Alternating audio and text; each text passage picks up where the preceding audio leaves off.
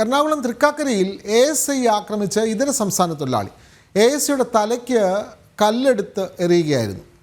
ASI ഷിബിക്കാണ് പരിക്കേറ്റത്. സംഭവത്തിൽ ഹിമാചൽ പ്രദേശ് സ്വദേശി ധനഞ്ജയനെ പോലീസ് പിടികൂടി.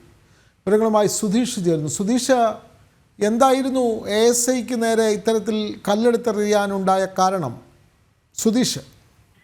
വിനോദ്, ഇന്നലെ രാത്രി 11ഓടെയാണ് ഇത്തരം ഒരു സംഭവം നടക്കുന്നത്. ഇത് തൃക്കാക്കരയാണ്. തൃക്കാക്കരയിൽ മദ്യപിച്ച് ഇതര സംസ്ഥാന തൊഴിലാളികൾ ബഹളം ഉണ്ടാക്കുന്നു എന്നറിഞ്ഞാണ് പോലീസ് അവിടെ എത്തിയത്. പോലീസ് എത്തുമ്പോൾ മദ്യപിച്ച് അക്രമാസക്തനായ നിലയിലായിരുന്നു ഹിമാചൽ സ്വദേശിയായ ധനഞ്ജയ് എന്ന വ്യക്തി. ഇത് തടയാൻ ശ്രമിക്കുമ്പോഴാണ് അക്രമാസക്തനായി പോലീസിന് നേരെ തിരിഞ്ഞത്. ഇതിനിടയിലാണ് കല്ല് വലിച്ച് ASI ഷിബിക്ക് തലയിലേക്ക് എറിയുന്നത്. പിന്നീട് ഇയാളെ കസ്റ്റഡിയിലെടുക്കുകയും സ്റ്റേഷനിലേക്ക് കൊണ്ടുപോവുകയും ചെയ്തു. ഇന്ന് കോടതിയിൽ ഹാജരാക്കും.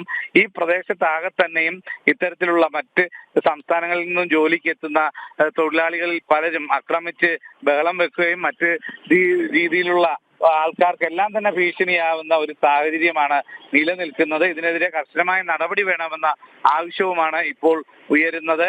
ഇപ്പോൾ പരിക്കേറ്റ ASI ഷിബിയുടെ പരിക്ക് ഗുരുതരമല്ല. അദ്ദേഹത്തിന് പ്രാഥമിക ചികിത്സ നൽകി വിശ്രമം നിർദ്ദേശിച്ചിരിക്കുകയാണ്. വിനോദ്. അതെ, അന്യസംസ്ഥാന തൊഴിലാളിയായ ഒരാളാണ് ASI ഷിബിക്ക് നേരെ ഇത്തരത്തിൽ കല്ലുകൊണ്ട് ആക്രമണം നടത്തിയ തൃക്കാക്കരയിലായിരുന്നു ഈ സംഭവം. ഹിമാചൽ പ്രദേശ് സ്വദേശിയായിട്ടുള്ള ധനഞ്ജയനെ പോലീസ് പിടികൂടിയിട്ടുണ്ട്. വിവരങ്ങൾ നൽകുകയായിരുന്നു സുധീഷ്.